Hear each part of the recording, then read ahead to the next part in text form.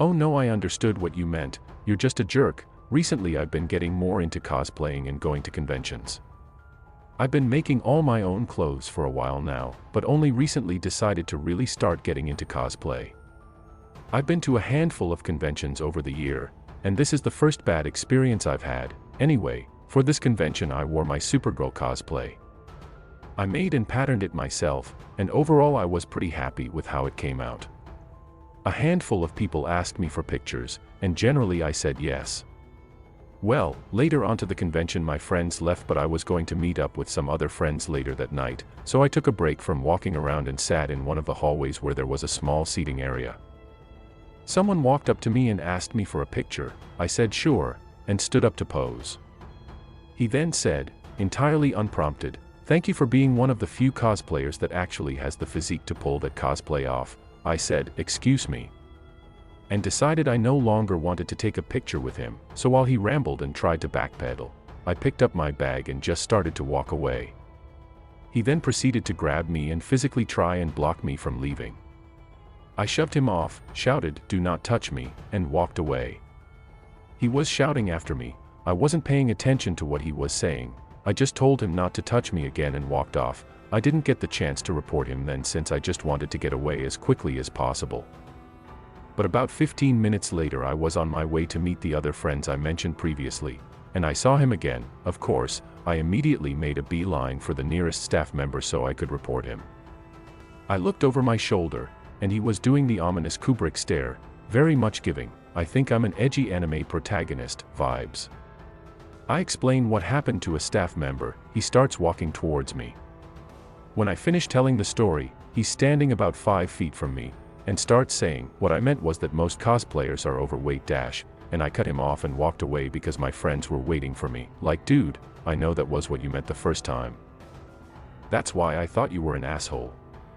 And that his first reaction was to try and defend himself again and not profusely apologize for grabbing me when I was trying to get away from him. Anyway, later that night I followed up with con ops. They told me they talked to him and had put him on watch lists, and said, "I'm not saying this is an excuse," but he explained that he was autistic and didn't actually mean harm. I said that harm was still done, and he made me feel incredibly unsafe, and the con ops person said she would work on getting him banned from the weekend but not the convention as a whole. I only went to the convention on Friday since I had work Saturday and Sunday, so I'm not sure if anything happened after that. Potential kidnapper waiting for me at my driveway/bus stop. Here is a bit of relevant context for the post. I grew up about 15 miles outside of downtown Portland, in a semi-rural area. We lived on a windy country road in the hills where the homes were spread quite a distance apart. Our closest neighbor was maybe a 10-minute walk away. Our house was set back off the road and had a gravel driveway that took a sharp turn so you couldn't see the house from the road and vice versa. One warm spring day when I was 10, I was riding the bus home from school. As the bus squeaked to a stop at my driveway, I looked out the window to my left and saw a man in a gray pickup idling aside the road, parked perpendicular to my driveway, almost blocking it. Being so young, I thought nothing of it. But when I got to the front of the bus, the driver held her arm out, blocking me from going any farther. "Do you recognize that truck or that man?" I told her no. At that point she opened her sliding window and motioned for him to move along. He looked at her and then looked back ahead and didn't move. He wasn't looking at a map or anything, only sitting there. The bus driver then got on the intercom and told him he needs to move along. But he continued to stay there. Then she said, "Sir, you best move along. I'm not going anywhere until you're out of here." He finally left, and after a few minutes the bus driver let me out, and she said she would wait several minutes for me to get up the driveway to my home. I told my mom what happened as soon as I got home, and the next morning she came with me to catch the bus and to thank the bus driver. I believe she gave her some sort of gift, but I'm not sure exactly. After that incident, my mom and stepdad hollowed out a section of the trees at the end of the driveway as a hiding spot. In that spot my siblings and I could watch the road while waiting for the bus in the mornings, while nobody could see us. Anyway, this incident gives me chills when I think back. If my bus driver hadn't been so vigilant in looking out for me, and if that man in the pickup had been up to no good, I would have been a goner. Right after my driveway there is a sharp turn and a steep downhill, and the bus would have been out of sight within seconds. there would have been no witnesses. Creepy employer made me leave a gig, so this happened about a year ago. At the time I was 17. So this guy hired me to just do basic stuff around a building he managed. However, he always gave me a weird feeling like something wasn't right with him, but he paid me $20 an hour, so I stuck by despite feeling like I should leave. He would often talk about how everyone else he has hired in the past would quit cause they were weirded out by him. He would ask me if I was weirded out, but I would say no cause he was paying me a lot. After a few months of this, it came to a climax. He pulled me away from sweeping and told me to take a seat. He then told me I had to distract him or else he would do something he would regret. So for an hour I just talked to him about anything and everything. Throughout the entire talk he kept saying that he was a terrible person and has done horrible things. He told me I would hate him if I knew what he did. Throughout the conversation I was worried he would do something, so I contemplated running or fighting, but instead I just kept talking. Eventually he seemed to calm down and said I could go home for the day, but asked if I wanted ice cream first. I refused. I got home and texted him that I was leaving and he apologized, and I haven't heard from him since. When a man follows you home. I was 22 and living on my own for the first time when this happened, mid-90s. I had just gotten off work around 11 p.m. To reach my apartment building, I could either walk on the sidewalk, lit with street lamps, decently trafficked, or cut across this communal garden, pitch black, set back from the street. I saved about 1 whole minute of walking time by cutting through the communal garden, but being young and stupid, a lot of times I took the shortcut. That night, I got that weird feeling to not take the shortcut. I kept to the sidewalk, but there's no one else around. When I got past the garden, all of a sudden, this large man pops up from its exit path. There was no way he could have been in front of me or just behind me as I was walking. I would have noticed him. The only logical explanation was he had been hiding in the pitch-black garden, a drunk who had been sleeping it off. No, my body was screaming at me to get the hell out of there. I began walking faster. My dad had taught me to always carry my keys in my fist with a key pointed out in case I needed to punch someone, so I had that, but I'm 5 feet 4 inches and probably weighed 110 pounds. This guy was tall and big. My only chance was to outpace him. I'm speed walking at this point and I feel him matching my pace, getting closer. He's breathing heavily. I feel this angry energy coming off of him. But my apartment building is right there, so I put on a burst of speed.